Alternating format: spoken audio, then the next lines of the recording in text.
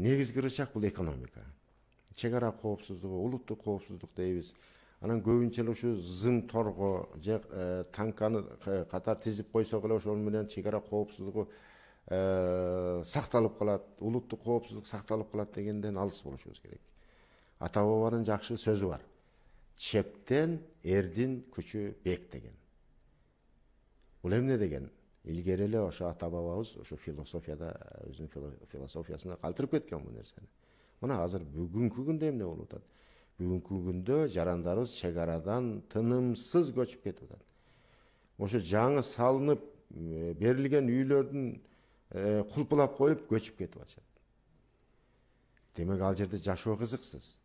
Демек ал жерде жашоо коркунучтуу. Демек ошол жерде жарандарыбыз коргой турган мүлкү, баалуулуктары жок. Биз ошону кайтарышыбыз керек. Качан гана чек ара бардык тараптан айтып атпаймынбы, ошол жердеги бардык баалуулуктарын кайтарып бергенибизде.